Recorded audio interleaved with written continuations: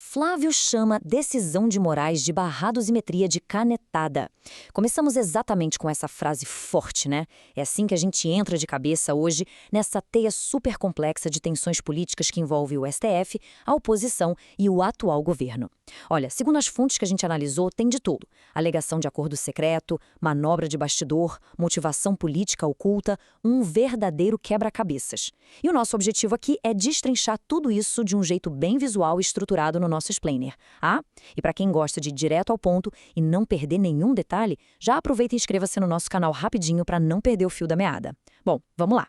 A nossa análise do material base foca exatamente nessa citação contundente para questionar o comportamento do ministro Alexandre de Moraes. Segundo o que a fonte apresenta, o ministro simplesmente se recusou a aplicar o chamado projeto de lei da dosimetria num caso específico de pedido de recálculo de pena. E aí a fonte argumenta que essa atitude gera uma estranheza daquelas. Por quê? Porque na visão exposta por eles, não teria uma justificativa jurídica razoável para essa recusa isolada. Na verdade, parece muito mais um movimento orquestrado. A suspensão da dosimetria.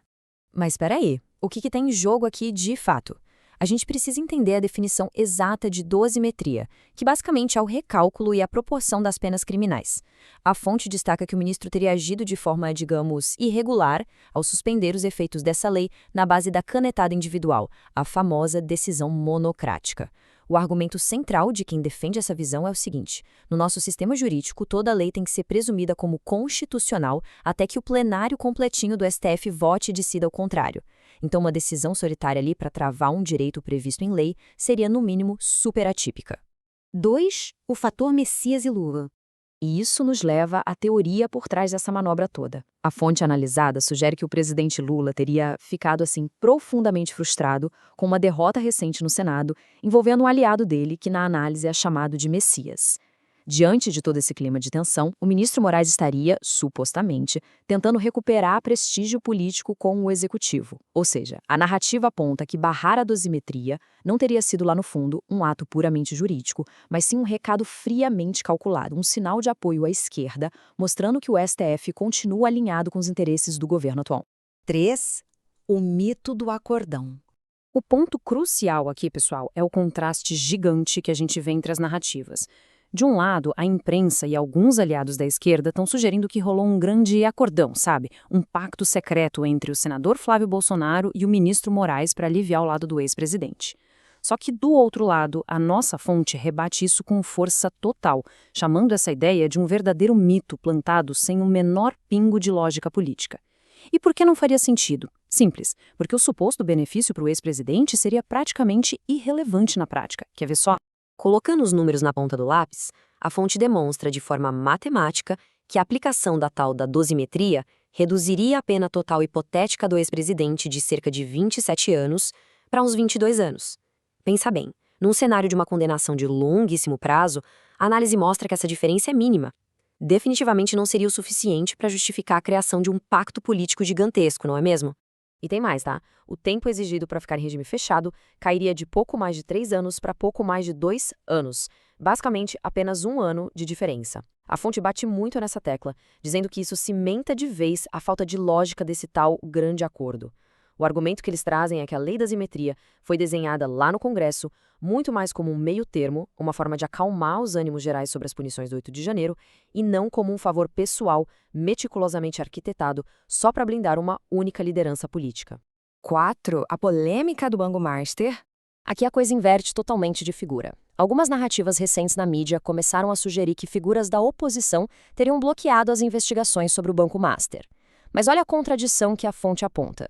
Eles afirmam que a própria direita sempre cobrou, e cobrou muito, investigações rigorosas sobre essa instituição.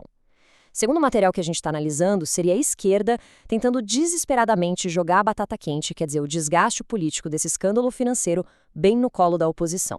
E para dar base a isso, a fonte joga na mesa uma lista de figuras políticas e ex-ministros fortíssimos do atual governo que supostamente estariam intimamente ligados ao banco. Eles citam nomes de peso como Jacques Wagner, Rui Costa e Guido Mantega, tudo para ilustrar essa teia de contatos. A lógica deles é direta. Por que raios a oposição iria blindar um banco que é, na prática, o abrigo dos interesses dos seus maiores adversários políticos? Não faz sentido. A conclusão da análise é que a mídia estaria forçando a barra nessa história só para criar um atrito entre a direita e o STF, limpando a imagem do executivo no processo. 5 bastidores incomuns do STF.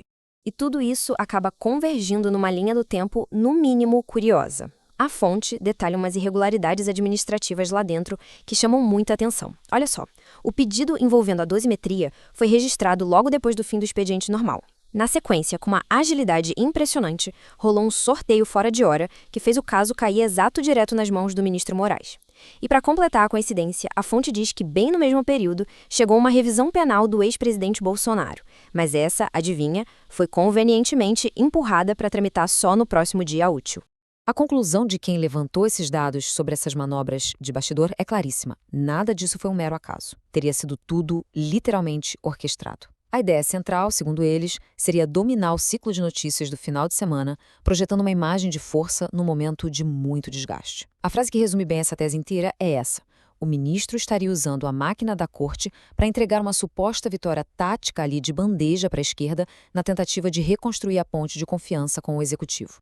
E com isso tudo, fica a grande provocação final, porque segundo a visão desse material que a gente destrinchou hoje, tanto o atual governo quanto os ministros envolvidos nessas movimentações não estariam agindo assim por terem o controle absoluto do tabuleiro político, muito pelo contrário. Agiriam exatamente por estarem profundamente fragilizados. Essa recusa repentina da dosimetria e esses verdadeiros malabarismos de bastidores seriam, no fim das contas, puras demonstrações de desespero para não perderem a relevância. A grande pergunta que a gente deixa para reflexão de quem está acompanhando essa análise é: até que ponto essas manobras de poder são sustentáveis a longo prazo? Será que a gente está presenciando a força máxima de um sistema ou o desgaste final de alianças políticas totalmente insustentáveis? Fica a reflexão. É com certeza algo para a gente observar de perto nos próximos capítulos dessa história.